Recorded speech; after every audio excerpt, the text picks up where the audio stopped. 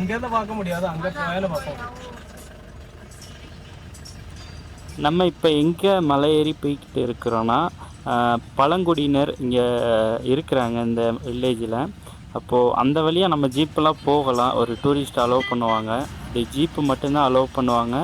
அதுவும் இங்கே உள்ள ஆனக்குளத்தில் உள்ள ஜீப் மட்டும்தான் அலோவ் பண்ணுவாங்க. ஸோ நம்ம பேக்கேஜில் இதை தான் பண்ணிகிட்ருக்கோம் ஸ்பெஷலாக. என்னென்னா அங்கே உள்ள ஆதிவாசியில் உள்ள வாழ்கிற எல்லா மக்களையுமே நம்ம போய் பார்க்கலாம். போகிற வழியில் வந்துட்டு அவங்க எப்படி வாழ்கிறாங்க அந்த காட்டுக்குள்ளே. இன்னும் அந்த பழைய ஸ்ட்ரக்சரில் வீடு எல்லாமே இருக்கும், அதையும் பார்க்கலாம். அது இல்லாமல் கவர்மெண்ட் அவங்களுக்கு வீடு கட்டி கொடுத்துருக்குறாங்க, அதையும் பார்க்கலாம். ஆதிவாசி இங்கேருந்து காடு ஸ்டார்ட் பண்ணோம்.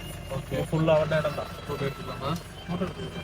அதாவது இந்த இடத்துலேருந்து ஸ்டார்ட் ஆகுது அவங்களுக்குள்ள எல்லை கோயில் இது தான். இங்கேருந்து அவங்க சாமியாக கும்பிட்ற தெய்வம் வந்துட்டு இங்கே ஃபஸ்ட்டு இருக்கும். இதுக்கடுத்து தான் அவங்களுக்குள்ள வில்லேஜெல்லாம் ஸ்டார்ட் ஆகும். அப்படியே போக போக நம்ம பார்க்கலாம் அவங்களுக்குள்ள வில்லேஜ் எல்லாம். ആദിവാസിയൊന്നും പഴയ മാതിരിയൊന്നും അല്ല, ഇപ്പൊ നമ്മ മാതിരിതാ. എല്ലാ ക്യാഷ് എല്ലാവർക്കും എല്ലാം ഇറങ്ങിയല്ലേ. ഗവൺമെന്റ് നല്ല പുതുസം നല്ല കോൺക്രീറ്റ് വീട് കെട്ടി കൊടുത്താക്കി. എല്ലാം കോൺക്രീറ്റ് വീടാ. എല്ലാം ഫ്രീ, അവർക്ക് അരി അതെല്ലാം ഫ്രീ. இங்க விவசாயம் பண்ணி நிறைய பைசா இருக்கு அவரே. போகும்போது வீடெல்லாம் பார்க்கும்போது தெரியும். எல்லாம் பவர் எல்லாம் ஃப்ரீ. கரண்ட் இருக்கு, பிஎஸ்என்எல் டவர் இருக்கு. இங்கே வாழ்கிற பழங்குடி மக்கள் எப்போவுமே செழிப்பாக இருப்பாங்க. எதனால்னா இந்த இடம் வந்துட்டு அவங்களுக்கு வந்துட்டு சொந்த பூமி. அவங்க எப்படினாலும் விவசாயம் பண்ணலாம், என்ன வேணால் பண்ணலாம். அதுக்கு வந்துட்டு கேரளா கவர்மெண்ட் அப்ரூவல் கொடுத்துருக்காங்க. அது மட்டும் இல்லாமல் இங்கே வாழ்கிற மக்களுக்கு யானையை வச்சு எந்த பிரச்சனையும் வரக்கூடாது, அனிமல்ஸ் மூலிமா இவங்களுக்கு ஒரு பிரச்சனை வரக்கூடாதுன்னு சொல்லிட்டு அவங்க வசிக்கிற இடத்த சுற்றி ஃபுல் அண்ட் ஃபுல் வந்துட்டு எலக்ட்ரிக் ஒயர் போட்டிருக்காங்க. அதை தாண்டி யானை எதுவுமே வராது, எப்போவுமே உங்களுக்கு கரண்ட்டு போய்கிட்டே இருக்கும். அதையும் நம்ம போகிற வழியில் பார்க்கலாம்.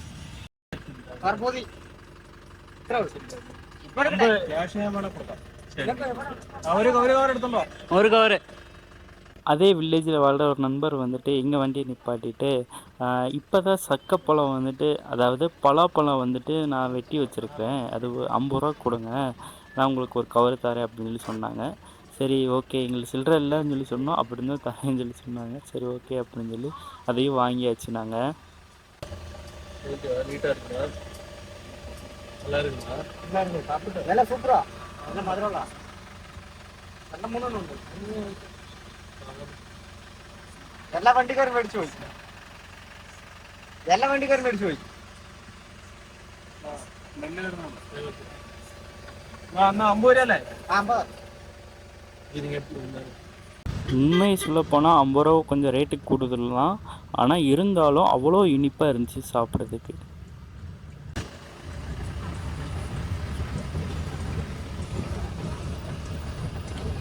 யானை வரும்னு போட்டு வச்சிருக்கீங்களா?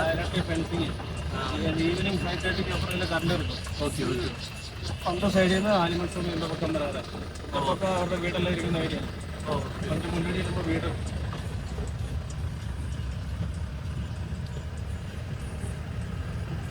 இந்த மாதிரி கான்கிரீட் வீடு ஆயிடுச்சு. இது டைப்ல வீடா? இது கான்கிரீட் வீடு ஆயிடுச்சு. பழைய மாதிரி வீடு அங்கே பாரமா இல்லை, சின்ன சின்ன வீடு. பார்த்தீங்களா வீடு? பார்த்தீங்களா மேலே இருக்கு பாருங்க, அந்த கட்டியிருக்காங்க பாருங்க.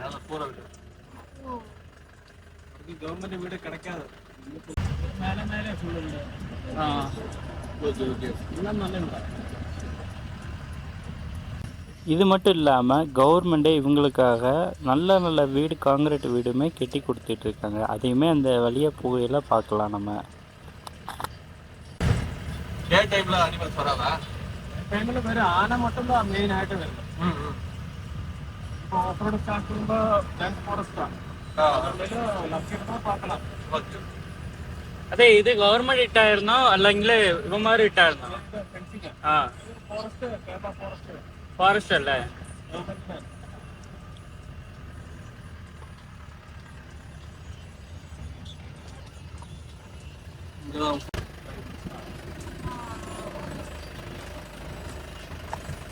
நான் சொல்லியிருந்தேன்ல இந்த மாதிரி வீடியோ எடுத்து போட்டு கம்ப்ளைண்ட் ஆகிடுச்சு.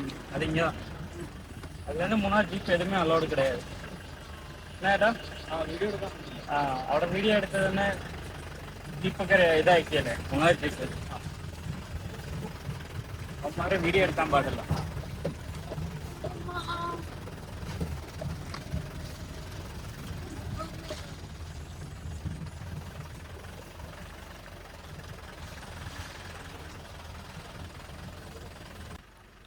இதுக்கடுத்து இந்த வில்லேஜெலாம் தாண்டின பிறகு ஃபுல் அண்ட் ஃபுல் நமக்கு ஆஃப் ரோடு தான் பண்ண போகிறோம். இந்த ஆஃப் ரோடு சும்மா கிடையாதுங்க. நல்ல ஒரு எக்ஸ்பீரியன்ஸ் டிரைவர் இருந்தால் மட்டும்தான் இந்த ரோட்டில் வண்டி ஓட்ட முடியும். அதுவும் நல்ல ஒரு ஜீப் டயர் ஸ்ட்ரிப்பு எல்லாமே கரெக்டாக இருந்தால் மட்டுமே இந்த ரோட்டில் போகணும், இல்லாட்டி போகாதீங்க. ஓகேயா?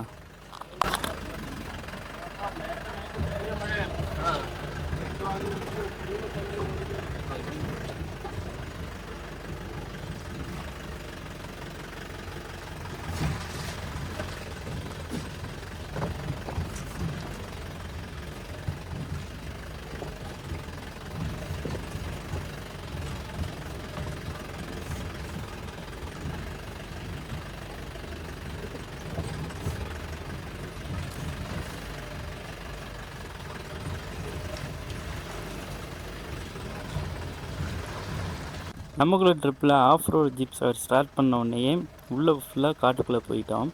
போகிற வழியில் அந்த வில்லேஜில் வாழ்கிற மக்களையும் நம்மளால் பார்க்க முடிஞ்சிச்சு.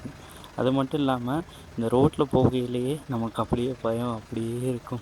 எதனாலனா சுற்றி ஃபுல்லாக காடு, நடுவில் நம்ம மட்டும்தான் போவோம். முன்னாடியே தான் ஜீப்பு நம்ம வண்டிக்கு போச்சு. ஆனால் இல்லாட்டி ஜீப் இல்லாட்டி அதுவும் கஷ்டம்தான். ஏன்னா முன்னாடி பின்னாடி எந்த சைடு பார்த்தாலும் நம்மளால தப்பிக்க முடியாது ஒரு யானை வந்தால். ஏன்னா இந்த ரோட்டில் அவ்வளோ மோசமாக இருக்கும் ரோடு. நல்ல காடு வேறு, சுற்றி பார்த்தா ஒன்றுமே கேட்காது. நம்ம வண்டியில் வந்துட்டு வாக்கி டாக்கி இருக்குது. அதாவது நம்ம இன்னொரு ஜீப் கனெக்ட் பண்ணுறதுக்கு வாக்கி டாக்கி எல்லாமே இருக்குது. இருந்தாலும் அந்த ஒரு பயம் இருக்கும், என்ன யானை எதுவும் வந்துடுமா அப்படின்னு சொல்லிட்டு.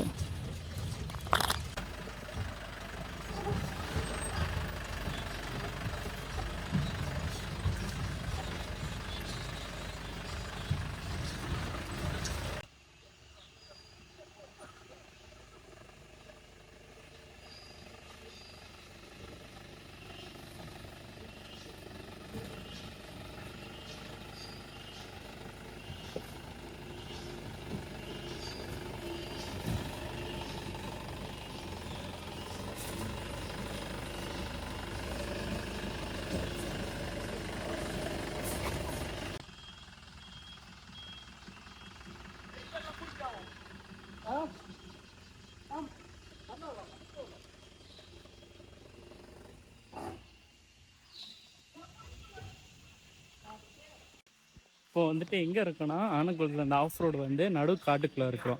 இங்கே சுற்றி வந்துட்டு ஒரு பில்டிங் கிடையாது, ஒரு டவர் கிடையாது, அப்படி ஒரு இடம். இந்த இடத்துக்கு கண்டிப்பாக நீங்கள் வரணுன்னா ஜீப்பில் தான் வந்தாகணும், வேறு வழி கிடையாது. கண்டிப்பாக இந்த ஜீப் சவாரி மிஸ் பண்ணிடாதீங்க மூணார் வந்தால். ஓகே, இப்போ மினிமம் ஒரு 6 பேர் இருந்தீங்களே வண்டி திரும்ப நல்லா நாய்க்கு போகல. வேற போயிட்டு இருந்தாலும் வழி இப்படி இருக்கு. അതെ അതെ അല്ല വെയിറ്റ്ലെസ് എന്ന് വെച്ചാൽ പനിയാ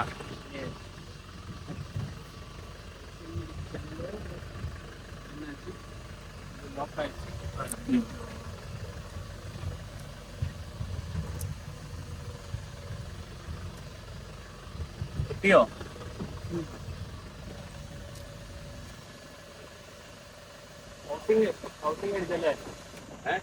ഹൗസിംഗ് അടിച്ചിരിക്കുന്നു, വീട് കറങ്ങിക്കൊണ്ടിരിക്കുന്നു.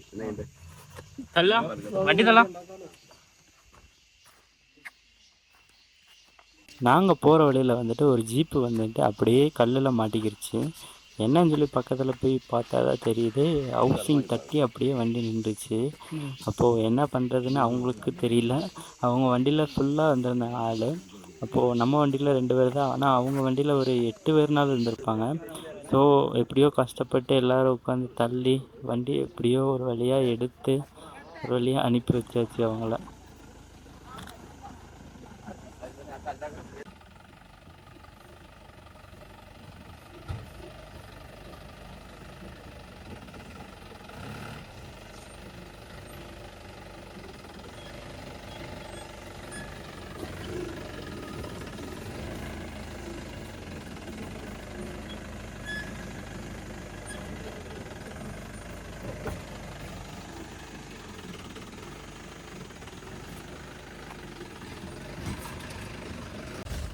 കാട് മുടിക്കും എല്ലാം പ്രൈവറ്റ് കച്ചവടം. എന്തായിരുന്നു എന്താ ചെയ്യുന്നത്?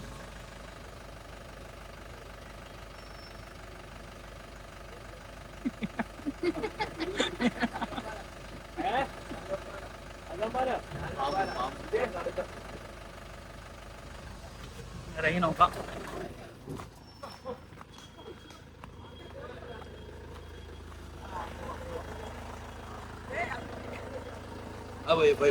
ഇതകത്ത് കയറി.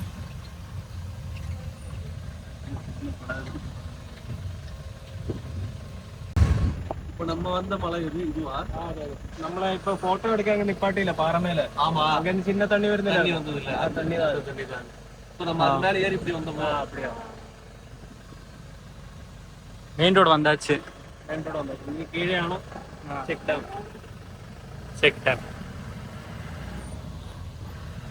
ப்ரோ செக் டேமில் குளிக்கணுமா அப்படின்னு சொல்லி கேட்டாங்க நம்ம பிரதர்ஸ். அப்போது நான் சொன்னேன், ப்ரோ மேலே போச்சுல அந்த பாம்பு, அது கீழே தான் வந்து குளிக்கும், வேணும்னா குளிச்சுட்டு வாங்க பாம்பு கூட அப்படின்னு சொல்லி சொன்னேன். அவங்க சரியா வேண்டாம் ப்ரோ அப்படின்னு சொல்லி சொல்லிட்டாங்க. ஒரு வழியாக ட்ரிப்பு முடிச்சாச்சு. முடிச்சுட்டு ஆனைக்குளம் வந்துட்டோம். நாங்கள் வெயிட் பண்ணி பார்த்தோம் ஆனைக்குளத்தில், ஆனால் யானை ஏதோ வரல. அப்படியே நாங்கள் வெயிட் பண்ணிவிட்டு அப்படியே அங்கேருந்து கிளம்பியாச்சு. அப்போது உங்களுக்கு இந்த ட்ரிப்பு மூலிமா எப்படி இருக்குன்னு சொல்லி உங்களுக்கே தெரியும் இந்த எக்ஸ்பீரியன்ஸு. ஸ்க்ரீனில் தெரிய நம்பரை கால் பண்ணி உங்களுக்கும் புக் பண்ணிக்கோங்க Anaikulam trip. Anaikulam with off road without off road 2 category இருக்குது. அதாவது வந்துட்டு இது வந்துட்டு வித் ஆஃப் ரோடு. இதில் 2 எபிசோடு இருக்கும். அதில் வந்துட்டு ஃபஸ்ட் எபிசோடு பார்க்காட்டி போய் பாருங்கள். இது 2வது எபிசோடு. அப்போது ஃபுல் வீடியோ பாருங்கள். பார்த்துட்டு உங்களுக்கு புக்கிங் வேணும்னா ஸ்க்ரீன் தெரிய நம்பருக்கு கால் பண்ணி புக் பண்ணிக்கோங்க.